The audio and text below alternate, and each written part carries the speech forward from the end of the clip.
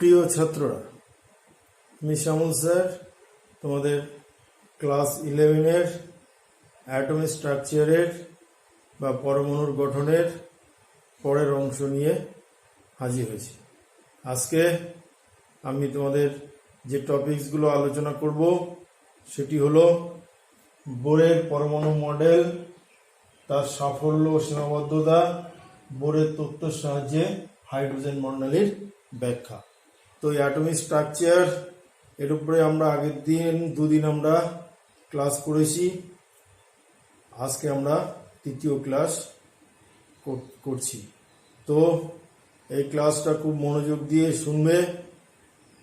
এই ক্লাসে আজকে আমরা অনেক কিছু আলোচনা করব।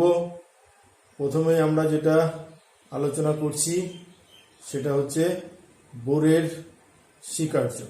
আগের দিনে আমরা বোরের মডেলের স্বীকার্যের একটা স্বীকার্য নিয়ে আলোচনা করেছিলাম। রাদারফোর্ডের পরমাণু মডেলের ত্রুটিগুলো বিজ্ঞানী নিলস বোর তিনি প্লাঙ্কের কোয়ান্টাম তত্ত্বের সাহায্যে সংশোধন করেছিলেন। তিনি 3টে স্বীকার্য দিয়েছিলেন। সেই 3টে স্বীকার্যের মধ্যে আমরা গতদিন প্রথম স্বীকার্যটা ডিটেলে আলোচনা করেছিলাম। তবু আরেকবার একটু বলছি যে ইলেকট্রনগুলো যখন নিউক্লিয়াসকে বেষ্টন করে ঘোরে তখন তারা কতকগুলো নির্দিষ্ট ব্যাসার্ধের কক্ষপথ ছাড়া ঘুরতে পারে না। ওই নির্দিষ্ট ব্যাসার্ধের কক্ষপথগুলোকেই বলা হয় মুখ্য শক্তি স্তর বা প্রিন্সিপাল কোয়ান্টাম নাম্বার। তাদেরকে KL, MN, O, P এরকম ভাবে 7টা প্রধান শক্তি স্তরে ভাগ করা হয় এবং এই প্রত্যেক শক্তি স্তরকে ছোট হাতের n দ্বারা প্রকাশ করা হয়। n এর মান 1 হলে K, 2 হলে L, এরকম ভাবে 7 অবধি n এর মান থাকে। এবং ওই যে শক্তি স্তরে ইলেকট্রনগুলো যখন ঘোরে তখন সেই ইলেকট্রনের কৌণিক ভরবেগ হয় mvr/2π। এটা আমরা আগের দিন বলেছিলাম।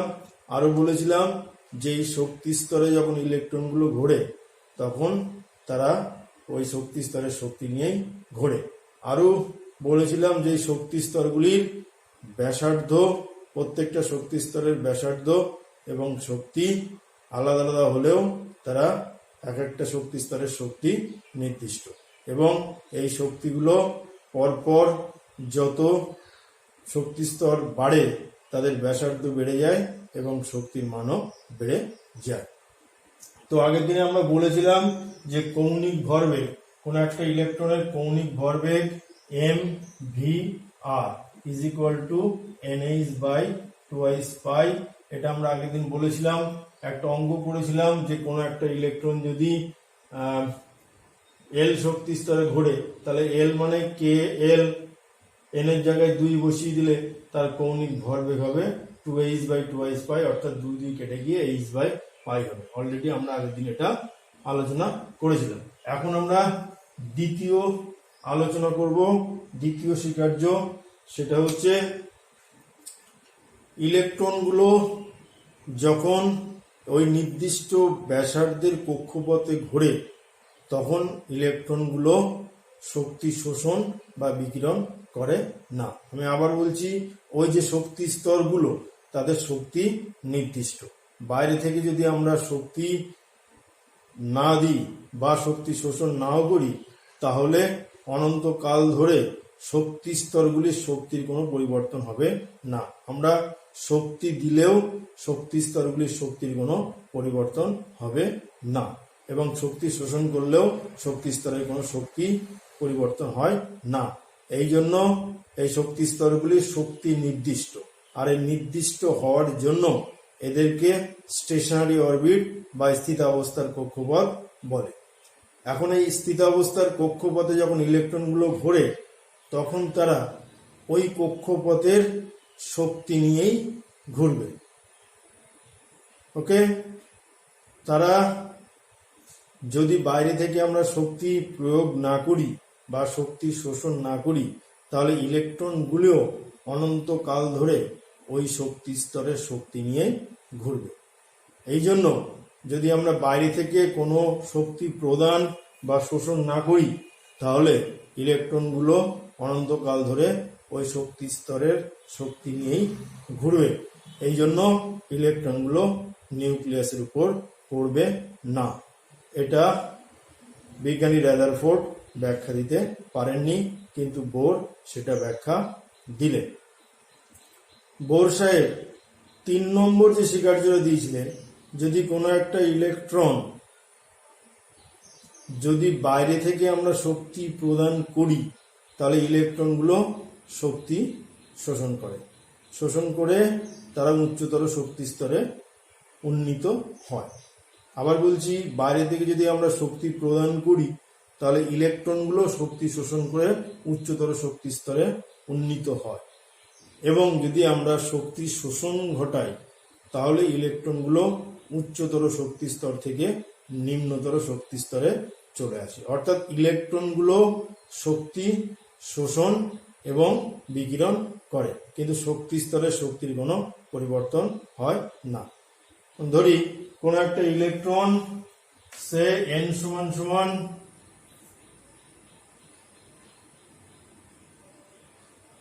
3 শক্তি স্তর থেকে n = 2 শক্তি স্তরে নেমে আসলো। অর্থাৎ যদি এখানে এদের শক্তি E3 হয় n3 কক্ষপথে, এবং এর শক্তি যদি E2 হয়, তাহলে একটা ইলেকট্রন যখন বাইরে থেকে আমরা শক্তি শোষণ করে নেব, তখন ইলেকট্রনের শক্তি শোষিত হবে এবং শক্তি কমে যাবে। সেই ইলেকট্রন 3 নম্বর মানে কে এল এম শক্তি স্তর থেকে এল শক্তি স্তরে যদি ইলেকট্রন লাফিয়ে পড়ে, এটা হচ্ছে এম, এটা হচ্ছে এল, তাহলে এখান থেকে একটা ইলেকট্রন এখানে নেমে আসলো। এই ইলেকট্রন এখান থেকে নেমে আসলে তাদের শক্তির বিকিরণ কি হবে? সেটা হবে E3 - E2। তাহলে এদের শক্তির বিকিরণ হবে E3 - E2। এখন এই E3 - E2 এটা সমান সমান যদি আমরা ডেল্টা ই বলি, আর আমরা আগের দিন প্লাঙ্কের কোয়ান্টাম তত্ত্ব পড়েছিলাম যে শক্তির বিকিরণ তাদের কম্পাঙ্কের সঙ্গে সমানুপাতে পরিবর্তিত হয়, তাহলে আমরা লিখতে পারি এই delta E is proportional to new, যেখানে নিউ হচ্ছে কম্পাঙ্ক। এখন আমরা যদি প্রপোর্শনাল সাইন তুলে দিই, তাহলে আমরা লিখতে পারি del E is equal to H nu. দেখো এটা প্লাঙ্কের, আর এইচটাকে বলা হয় প্লাঙ্কের ধ্রুবক, আগের দিন আমরা পড়েছি। সেই জন্য আর একটা কথা বলে রাখি যে ইলেকট্রন যখন শক্তি ছেড়ে দেয়, তখন তারা কিন্তু উচ্চতর শক্তি স্তর থেকে নিম্নতর শক্তি স্তরে নেমে আসে। এমন কখনো হয় না যে একটা ইলেকট্রন দুটো শক্তি স্তরের মাঝে ঘোরে। যদি ইলেকট্রন উচ্চতর শক্তি স্তর থেকে নিম্নতর শক্তি স্তরে নামে, সে মনে করো উচ্চতর শক্তি স্তরের শক্তি সে x কেজি m শক্তি স্তরের শক্তি। এবারে একটা ইলেকট্রন এখান থেকে এল শক্তি স্তরের শক্তি মনে করো y কেজি। তো একটা ইলেকট্রন শক্তি শোষণ করে নেওয়া হলো জাস্ট এই x থেকে অল্প একটু কম, সে x - 1 অল্প শক্তি কমানো হলো, যেটা উভয়ের সঙ্গে সমান হলো না, কিন্তু x এর চেয়ে কম। তাহলে ইলেকট্রন দুটো তো ওই m আর l এর মাঝখানে ঘোরার কথা, কিন্তু কখনোই ঘুরবে না। কি হবে? তখন এই ইলেকট্রনটা আরো বেশি শক্তি অপসারিত করে দেবে, ছেড়ে দিয়ে এখন ওই y শক্তির সমান হয়ে এল শক্তি স্তরে চলে আসবে। এবং এই যে শক্তিটা ছেড়ে দিল একই সঙ্গে, এটাকে একই সঙ্গে বেরিয়ে যায় বলে সেটা নিরবিচ্ছিন্ন বর্ণালী হয় না, সেটা রেখা বর্ণালী হয়। এই জন্য বিজ্ঞানী বোর সাহেব এইভাবে রেখা বর্ণালীর ব্যাখ্যা দিয়েছিলেন। আমি আবার বলছি, ইলেকট্রনগুলো যখন শক্তি ছেড়ে দেবে, তখন কিন্তু তারা উচ্চতর শক্তি স্তর থেকে নিম্নতর শক্তি স্তরে নামবে। যদিও উচ্চতর শক্তি স্তরের থেকে যে পরিমাণ শক্তি তারা ছেড়ে দেয় সেই শক্তিটা তার নিম্ন স্তরের শক্তির সমান না হলেও বাকি শক্তিটা তারা অপসারিত করে নিম্নতর শক্তি স্তরের সমান হয়ে তারা সেই শক্তি স্তরে ঘুরতে থাকে। এটাই হচ্ছে বোরের তৃতীয় স্বীকার্য, অর্থাৎ আর এই শক্তিগুলো একই সঙ্গে বেরিয়ে যায় বলে এটা একসঙ্গে বেরোয়, সেই জন্য এখানে রেখা বর্ণালী তৈরি হয়, নিরবিচ্ছিন্ন বর্ণালী তৈরি হয় না। ক্লিয়ার?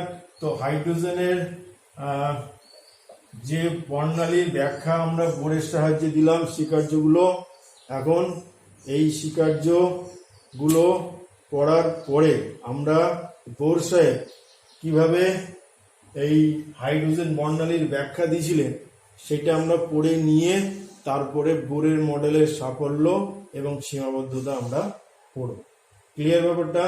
তো বোরের তত্ত্বের সাহায্যে আমরা হাইড্রোজেন বর্ণালীর ব্যাখ্যা এখন আমরা পড়ব। তো দেখো, বোর্ডে আমি একটা চিত্র এঁকেছি, এগুলো মুখ্য শক্তি স্তর, এটা K L M N O P, অর্থাৎ 7টা শক্তি স্তর আমি এঁকেছি।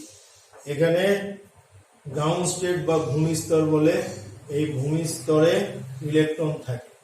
এবার কিছু পরিমাণ হাইড্রোজেন নিয়ে যদি আমরা পরীক্ষা করি তাহলে কিছু পরিমাণ হাইড্রোজেনে কোটি কোটি পরমাণু থাকে। তো সেই পরমাণুগুলো যখন ভূমি স্তরে আছে, এবার এটাকে যদি বাইরে থেকে আমরা শক্তি প্রদান করি তাহলে সব ইলেকট্রনগুলো কিন্তু একই সঙ্গে একই পরিমাণ শক্তি শোষণ করে না। যেরকম একটা ক্লাসে কোনো স্যার যখন পড়ায় তখন সেই পড়াটা ক্লাসের সবাই যদি 40 জন স্টুডেন্ট থাকে তাহলে সবাই সমানভাবে নিতে পারে না। কেউ খুব ভালো করে নিতে পারে, কেউ খুব ভালো করে বুঝতে পারে, কেউ একটু খারাপ বুঝে, কেউটা একদমই বোঝে না। অর্থাৎ স্যার কিন্তু একই রকমভাবে পড়িয়ে যান, কিন্তু স্টুডেন্টগুলো সবাই সমানভাবে সেই পড়াটাকে নিতে পারে না। পড়াটাকে যদি আমরা শক্তি হিসাবে কনসিডার করি আর স্টুডেন্টগুলোকে যদি আমরা ইলেকট্রন হিসাবে কনসিডার করি তাহলে কিন্তু তোমরা সহজেই ব্যাপারটা বুঝতে পারবে যে সব ইলেকট্রনগুলো সমানভাবে শক্তি শোষণ করে না। কিছু ইলেকট্রন প্রচুর পরিমাণে শক্তি শোষণ করে তারা একদম টপে চলে যায়, একদম শেষ শক্তি স্তরে চলে যায়। কিছু ইলেকট্রন তার থেকে কম শক্তি স্তরে শোষণ করে 6 গেল, কিছু 5 গেল, কিছু 4 গেল, কিছু 3 গেল, কিছু 2 গেল। এইভাবে শক্তি শোষণ করে ইলেকট্রনগুলো ভূমির স্তর থেকে আস্তে আস্তে শক্তি শোষণ করে উপরে উঠে গেল। এইবার যখন শক্তি আমরা শোষণ করে নিচ্ছি, অর্থাৎ শক্তি ছেড়ে দিচ্ছি, তখন ইলেকট্রনগুলো আবার শক্তি ছেড়ে দিয়ে তারা ওই ভূমি স্তরের দিকে নামতে শুরু করবে এবং সেক্ষেত্রেও সব ইলেকট্রন একই রকমভাবে সমান শক্তি অপসারণ করে নিচে নামবে না। এখানে কয়েকটা সিরিজ বা কতগুলো ঘটনা কিভাবে ইলেকট্রনগুলো নামে সেই সম্পর্কিত কতগুলো বিজ্ঞানী তারা ইলেকট্রনগুলো কিভাবে নামে নিচের দিকে সেই সম্পর্কে ধারণা দিয়েছিলেন, সেটা আমি এখন তোমাদের দেখাচ্ছি। বোর্ডে দেখো একটা চিত্র দেওয়া আছে। প্রথমে তোমাদের বলে রাখি, প্রথমে কিন্তু বিজ্ঞানী বামার এই হাইড্রোজেন পরমাণুর বর্ণালী ব্যাখ্যা দিয়েছিলেন। তিনি ব্যাখ্যা দিয়েছিলেন যে উচ্চতর শক্তি স্তরে ইলেকট্রন যখন ইলেকট্রন শক্তি ছেড়ে দেয় তখন তারা এই n=2 শক্তি স্তরে নামে। এবং আরো তিনি বলেছিলেন যে এরকম 4টে বর্ণালী পাওয়া যায় দৃষ্টিগোচর অঞ্চলে, যেটা পাওয়া যায় সেটাকে তিনি H alpha, H beta, H alpha, H beta, H gamma, H delta এই হিসাবে তিনি আখ্যায়িত করেছিলেন। অর্থাৎ সর্বপ্রথম বিজ্ঞানী বামার সাহেব তিনি হাইড্রোজেন পরমাণুর বর্ণালীর ব্যাখ্যা দিয়েছিলেন। তার ওই সূত্র ধরে পরবর্তীকালে আরো অনেক বিজ্ঞানী, দেখো আমি বোর্ডে লিখে দিয়েছি যে বিজ্ঞানীগুলোর নাম, তারা এই হাইড্রোজেন পরমাণুর বর্ণালীর ব্যাখ্যা দিয়েছিলেন।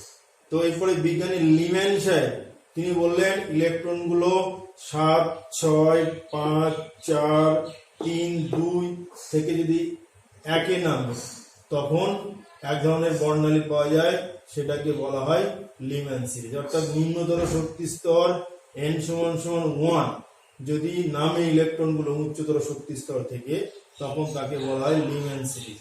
যদি 2 এ নামে উচ্চতর শক্তি স্তরগুলো, ইতিমধ্যে আমি তোমাদের বলেছি, সেটাকে বলা হয় বামার সিরিজ। যদি 3 এ নামে তখন তাকে বলা হয় প্যাসেন সিরিজ। যদি 4 এ নামে তখন তাকে বলা হয় ব্রাকেট সিরিজ। যদি 5 এ নামে তাকে বলা হয় ফুন সিরিজ। যদি 6 এ নামে তাদের বলা হয় হামফ্রে সিরিজ। তো তোমাদের এইচএসে লিম্যান, বামার, প্যাসেন, ব্রাকেট এই 4টে পড়লেই হবে। আর পরবর্তী জিনিসগুলো তোমরা উঁচু ক্লাসে বা জয়েন্টে বা নিটের ক্ষেত্রে পড়তে হবে। তো সিরিজগুলো কি কি আবার বলছি: Leman, Balmer, Paschen, bracket, ফুন, Humphreys. অর্থাৎ ইলেকট্রনগুলো যদি 2, 3, 4, 5, 6, 7 থেকে একে নামে লিম্যান, 2 এ নামলে অর্থাৎ উচ্চতর শক্তি স্তর থেকে 2 এ নামলে বামার, উচ্চতর শক্তি স্তর থেকে 3 এ নামলে প্যাসেন, যদি 4 এ নামে ব্রাকেট, যদি 5 এ নামে ফুন, যদি 6 এ নামে হামফ্রে। এবং এই যে ইলেকট্রনগুলো নামে তার ফলে যে তরঙ্গ সংখ্যা হয়, সেই সংখ্যা দিয়ে একটা সূত্র দেওয়া হয়েছে। সেই সূত্রটা হচ্ছে নিউ বার, এটাকে তরঙ্গ সংখ্যা অলরেডি আমরা আগে বলেছি, equal to R within bracket 1/n1 square minus 1/n2 square. এই হচ্ছে সূত্র, যেখানে আর কে বলা হয় রিডবার্গ ধ্রুবক বা রিডবার্গ কনস্ট্যান্ট। এখানে রিডবার্গ সাহেব এই সূত্রটা দিয়েছিলেন। ঠিক আছে, তো এই রিডবার্গ ধ্রুবকের মান আছে, মানটা হচ্ছে 109,737 centimetre inverse. I repeat again, Rydberg ধ্রুবকের মান 109,737 সেন্টিমিটার ইনভার্স।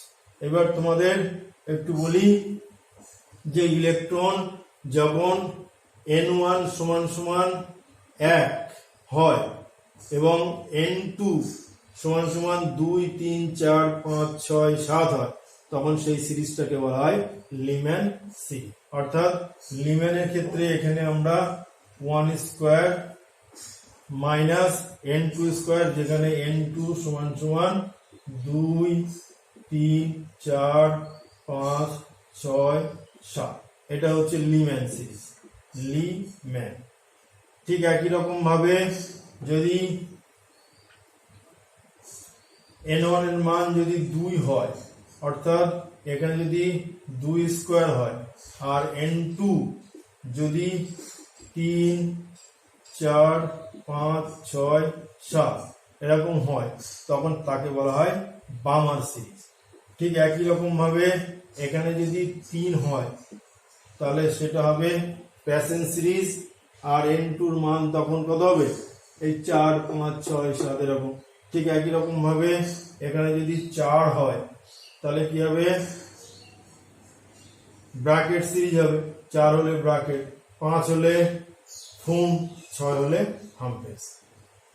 এই সূত্র দিয়ে আমরা এই যে হাইড্রোজেন পরমাণুর যখন ইলেকট্রন শক্তি বর্জন করে যে বর্ণালী পাওয়া যায়, সেই বর্ণালীর তরঙ্গ সংখ্যা আমরা জানতে পারি, এবং এর সঙ্গে সঙ্গে আমরা তরঙ্গ দৈর্ঘ্য জানতে পারি। কারণ আগের দিন আমরা পড়েছিলাম যে নিউ বার = 1/λ। সুতরাং যদি আমরা তরঙ্গ সংখ্যা এই সূত্র থেকে জানতে পারি, তাহলে আমরা তরঙ্গ দৈর্ঘ্য জানতে পারবো। আর তরঙ্গ দৈর্ঘ্য যখন জানতে পারবো, তখন আমরা শক্তিও জানতে পারবো। কারণ শক্তি আমরা জানি E = h নিউ, আবার নিউ = c/λ। তাহলে বোঝা যাচ্ছে যে শক্তিও এই তরঙ্গ দৈর্ঘ্যের সঙ্গে ব্যস্তানুপাতে পরিবর্তিত হয়। ক্লিয়ার ব্যাপারটা? সুতরাং আমরা যদি তরঙ্গ সংখ্যা জানতে পারি, তাহলে তরঙ্গ দৈর্ঘ্য জানতে পারবো, শক্তিও জানতে পারবো। ক্লিয়ার ব্যাপারটা? আবার বলছি, দেখো, তরঙ্গ সংখ্যা জানতে পারলে আমরা তরঙ্গ দৈর্ঘ্য জানতে পারবো, শক্তিও জানতে পারবো। এখান থেকে অঙ্ক দেয়, আমি পরের দিনে দু একটা ছোট ছোট অঙ্ক তোমাদের করব। তার মধ্যে বিশেষ করে বামার সিরিজ থেকে অঙ্কটা আসে। বামার সিরিজে কি বলে? অঙ্কটা হচ্ছে যে হাইড্রোজেন বর্ণালীর বামারের আলফা এবং বিটা সিরিজের তরঙ্গ দৈর্ঘ্যের অনুপাত নির্ণয় করো বা তরঙ্গ সংখ্যার অনুপাত নির্ণয় করো। অর্থাৎ এইচ আলফা এবং এইচ বিটা এর তরঙ্গ সংখ্যার অনুপাত নির্ণয় করো। তাহলে আমরা ছোট্ট করে ব্যাপারটা একটু দেখি যে nu bar is equal to R within bracket 1/2 square equal to 1/n2 square. এটা হচ্ছে আমাদের সূত্র। আর এইচ আলফা যখন হবে তখন 3 থেকে ইলেকট্রন 2 নামবে, তখন এই n2 এর মান হবে 3। তাহলে এখানে আমরা 3 করলাম, 3 স্কোয়ার। তাহলে এটা হচ্ছে এইচ আলফা তরঙ্গ দৈর্ঘ্য পেয়ে গেলাম। ঠিক একই রকম ভাবে এইচ বিটা যখন আমরা করব তখন নিউ বার ইকুয়াল টু এই আর উইদিন ব্র্যাকেট 1/2 স্কোয়ার মাইনাস 1 কত হয় বলো দেখি? 4। অর্থাৎ 4 থেকে 2 নামলে বিটা, 5 থেকে 3 নামলে গামা। তো আমাদের এই আলফা আর বিটা, এবার এই আর এর মান দেয়া থাকবে। এটাকে আমরা সমাধান করলে এই আলফা আর বিটার মান কত আমরা পেয়ে যাব এবং এদের অনুপাত আমরা পেয়ে যাব। ক্লিয়ার ব্যাপারটা? So very very important formula, তোমরা ভালো করে প্র্যাকটিস করবে। ওকে, এই সূত্রটা আরেকটু মডিফাই করে লেখা যায়। সমস্ত 1 ইলেকট্রন যুক্ত পরমাণুর ক্ষেত্রে সূত্রটা এরকম হবে। তোমাদের বলছি সূত্রটা nu bar is equal to R Z square 1/n1 square minus 1/n2 square, যেখানে জেড হচ্ছে অ্যাটমিক পারমাণবিক সংখ্যা বা পরমাণু ক্রমাঙ্ক। এটা হাইড্রোজেনের ক্ষেত্রে 1 হয় বলে এখানে আর হয়, কিন্তু হাইড্রোজেনের সদৃশ 1 ইলেকট্রন যুক্ত পরমাণু বা সেটা আমরা একটু আলোচনা করে তারপরে এই সূত্রটা আবারও ব্যাখ্যা করছি। ওকে, তো আমরা হাইড্রোজেন পরমাণুর বর্ণালী ব্যাখ্যা করলাম।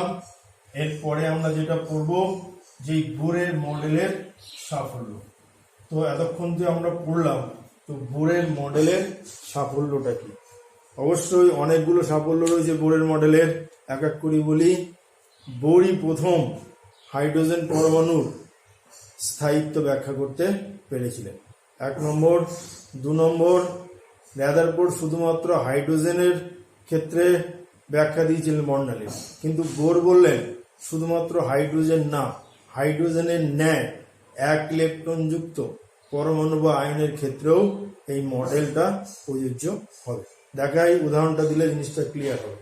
হাইড্রোজেনের ন্যায় 1 ইলেকট্রন যুক্ত সিস্টেম, সে এই যে হাইড্রোজেনের কটা ইলেকট্রন থাকে? 1টা ইলেকট্রন থাকে।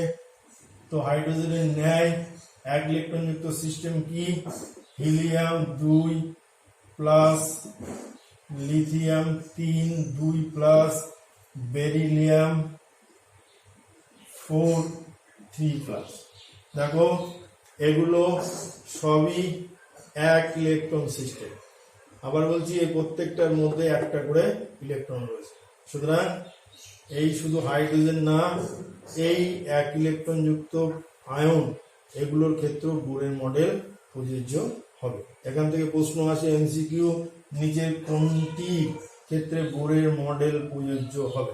এর মধ্যে একটা থাকবে আর বাকিগুলো থাকবে না, সেটাও একটা উদাহরণ দিচ্ছি তোমাদের। আর যেগুলো প্রযোজ্য হয় না তাদের বলি যে ইলেকট্রন থাকবে না অথবা 1-এর বেশি যদি ইলেকট্রন থাকে সেই সমস্ত ক্ষেত্রে বোরের মডেল প্রযোজ্য হবে না। তার একটা উদাহরণ বলি, সে H plus, H minus,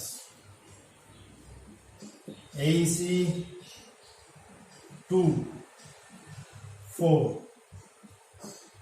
Li3 single plus, beryllium 3 double plus.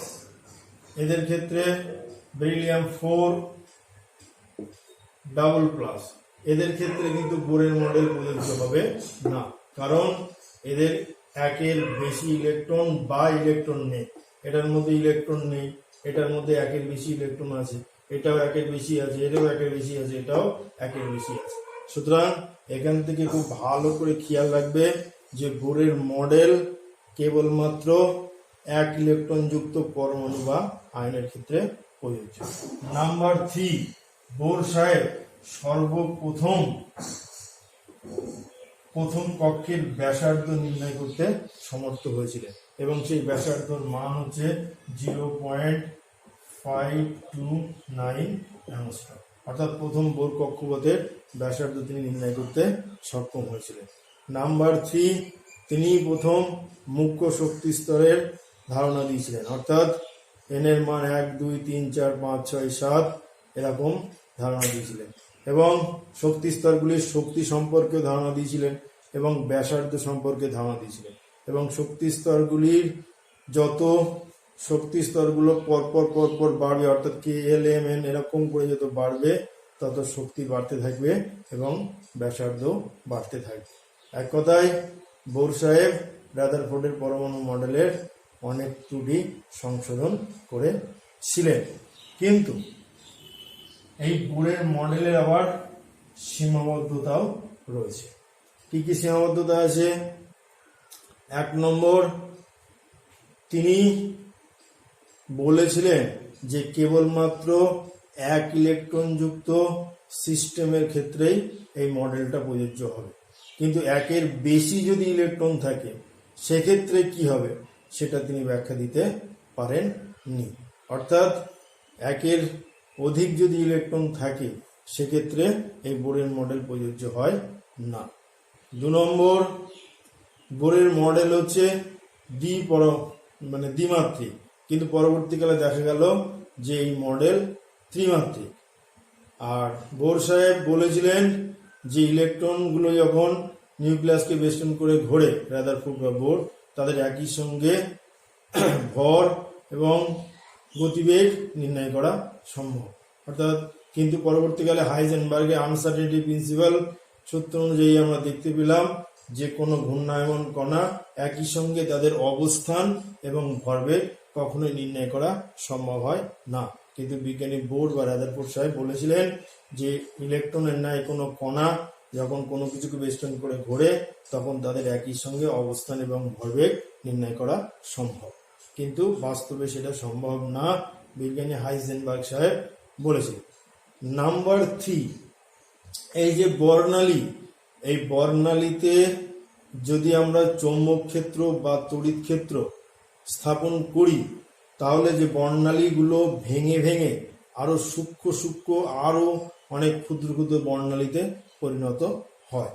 এটা কেন হয় সেটা বিজ্ঞানী বোর সাহেব বলতে পারেনি। এক্ষেত্রে বিজ্ঞানী জিম্যান এবং স্টার্ক দুটো প্রভাব দিয়েছিলেন। জিম্যান সাহেব বলেছিলেন যে বর্ণালীতে যদি চুম্বক ক্ষেত্র স্থাপন করা যায় তাহলে বর্ণালীগুলো ভেঙে আরো সূক্ষ্ম কণায় পরিণত হয়, সূক্ষ্ম বর্ণালীতে পরিণত হয়। এই প্রভাবটাকে বলা হয় জিম্যান এফেক্ট। আর স্টার্ক সাহেব বলেছিলেন যদি আমরা তড়িৎ ক্ষেত্র স্থাপন করি, যে বর্ণালীগুলো আমরা পেয়েছি লিমেন বামার ইত্যাদি, সেই বর্ণালীগুলো ভেঙে আরো সূক্ষ্ম বর্ণালীতে পরিণত হতে পারে, তাদেরকে বলা হয় স্টার্ক এফেক্ট। অর্থাৎ এই জিম্যান এফেক্ট এবং স্টার্ক এফেক্ট কেন হয় অর্থাৎ সেটা বিজ্ঞানী বোর সাহেব ব্যাখ্যা দিতে পারেননি।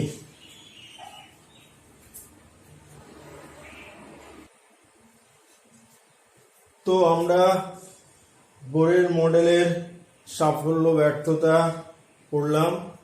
আজকে আমরা এখানে শেষ করছি। পরবর্তীকালে আমরা পরের অংশ নিয়ে হাজির হব। ভালো থাকো, সুস্থ থাকো, ঘরে থাকো। অনেক অনেক ধন্যবাদ।